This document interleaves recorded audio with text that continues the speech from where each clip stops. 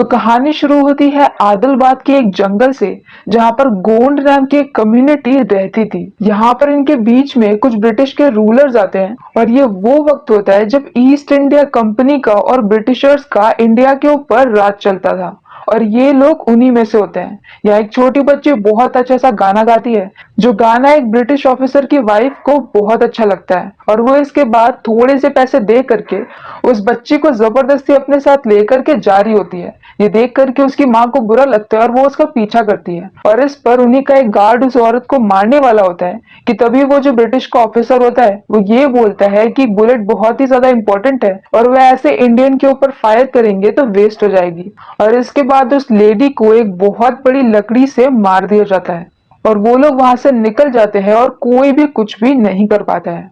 अब next scene में हम दिल्ली को देखते हैं, जहां पर बहुत सारे लोग प्रोटेस्ट कर रहे थे। इन सभी प्रोटेस्टर्स के बीच में एक लड़का उठ करके एक पत्थर मारता है, जिस पत्थर से एक ब्रिटिश ऑफिसर की फोटो टूट जाती है। और इसके बाद वो ऑफिसर बोलता है कि इसी वक्त उस लड़के को पकड़ के लेकर आओ, और ये काम करता है राम। राम यहाँ पर इंडियन होता है, लेकिन वो फिर भी ब्रिटिश के अंडर में ऑफिसर होता है। वो बिना वक्त गवाए भीड़ के अंदर कूद जाता है और जैसे तैसे मार खाते हुए उस लड़की को पकड़ करके ले आता है, और ये सीन देखने में काफी अच्छा होता है। इसके बाद भी उसे बहुत अच्छा रिकॉग्निशन नहीं मिलता है और उसे प्रमोशन भी नहीं दिया जाता है। जब बात मेडल देने की आती है तो ब्रिटिशर्स को ही मेडल दे दिए जाते हैं और किसी भी इंडियन ऑफिसर को कोई भी मेडल नहीं मिलता है। ये देख करके राम को बुरा लगता है, क्योंकि वो इतनी मेहनत से काम कर रहा था और उसे प्रमोशन भी नहीं दिया गया।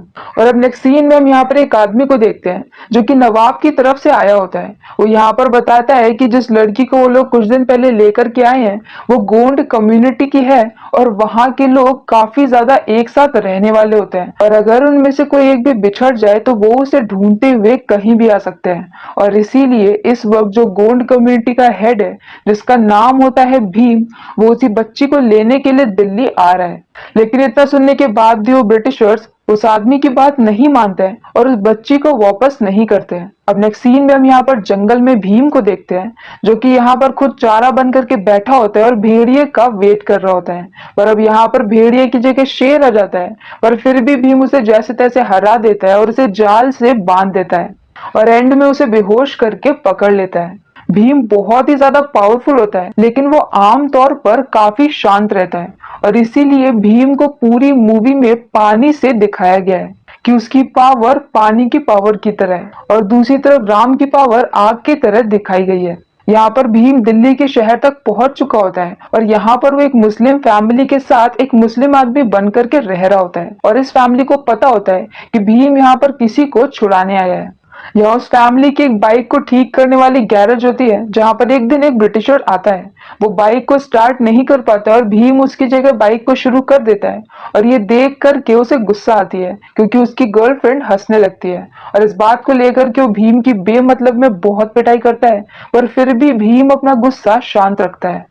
दूसरी तरफ ब्रिटिशर्स को ये बात पता चल गई थी कि उस बच्ची को छुड़ाने के लिए एक शिकारी आ रहा है, इसीलिए वो लोग बोलते हैं कि जो भी उस शिकारी को पकड़ के लेकर के आएगा उसे प्रमोशन मिलेगा।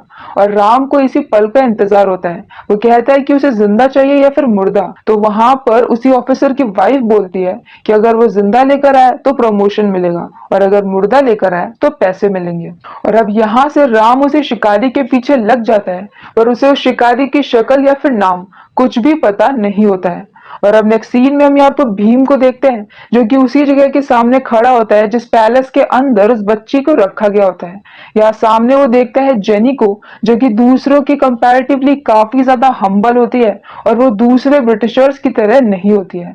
वो यहाँ पर दूसरों का दुख दर्द समझती है और उनकी हेल्प करती है। भीम को समझ में आ जाता है कि अगर उसे अंदर जाना है तो जेनी उसे अंदर लेकर के जा सकती है।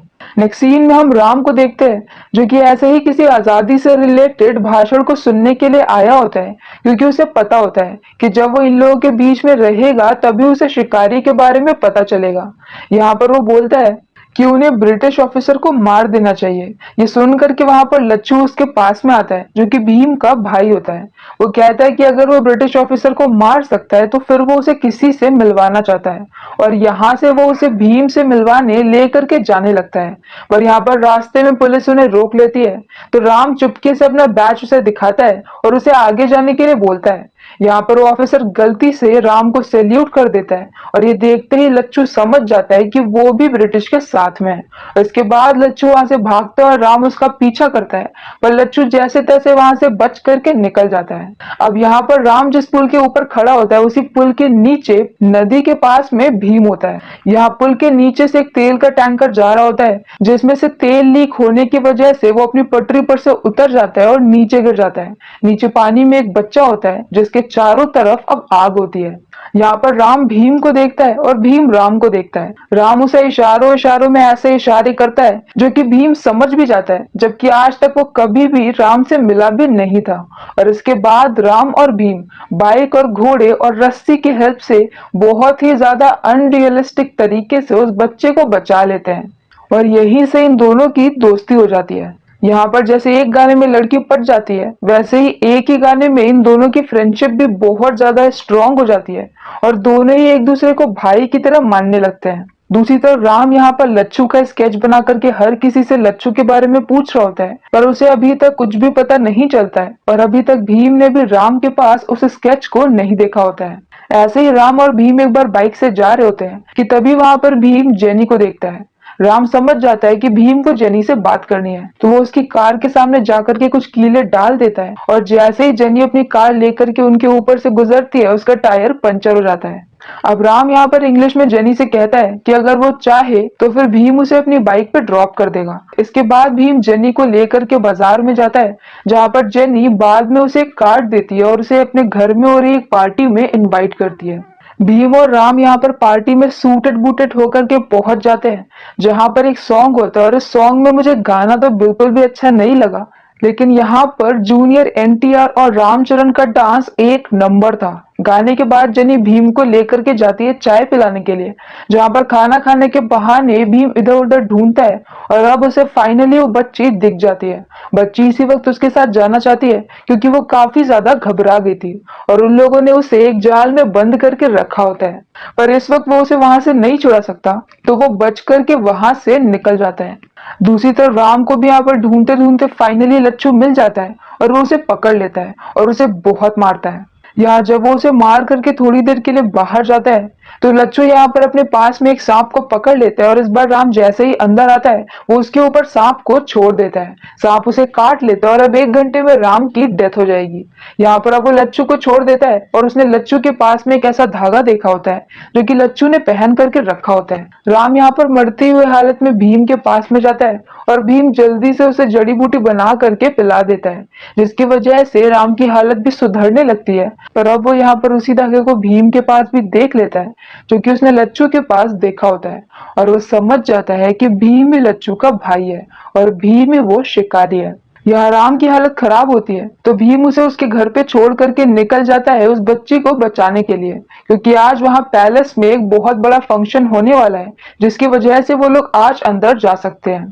भीम एक ट्रक में बहुत सारे पकड़े हुए जानवरों को लेकर के अंदर तोड़ते हुए चला जाता है और सारे जानवर छोड़ देता है। सारे जानवर यहाँ पे ब्रिटिशर्स के ऊपर अटैक करते हैं क्योंकि उनको भी पता होता है कि उन्हें औरतों, बच्चों और भीम की टीम पर अटैक नहीं करना होता है और ये भी काफी ज्यादा अनरियलिस्टिक और लॉजिकल नहीं होता है।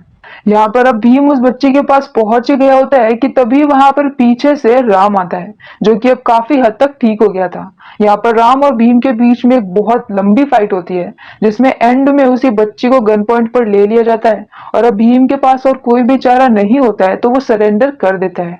भीम पकड़ा जाता है और उसके बाकी सारे साथी भाग जाते हैं। सीन शिफ्ट होता है राम की तरफ, जहां पर अब उसे फाइनली प्रमोशन मिल चुका है और अब वो उस जगह का इंचार्ज बन गया है जहां पर सारे हथियार रखे जाते हैं और एग्जैक्टली यही उसे चाहिए था।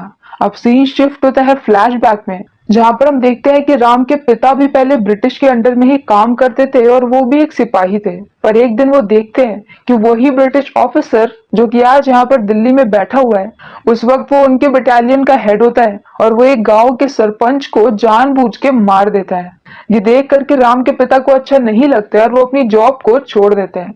इसके बाद वो गांव जाते हैं और गांव में अपनी एक सेना बनाने लगते हैं। उनके पास बंदूकें नहीं होती है, इसीलिए वो लकड़ी की बंदूकों पर हर किसी को प्रैक्टिस करवाते हैं। पर एक दिन राम चुपके से उनकी बंदूक उठा लेता है और उससे प्रैक्टिस करता है। राम का निशाना बहुत ही अच्छा होता है और वो एक शार्प शूटर होता है।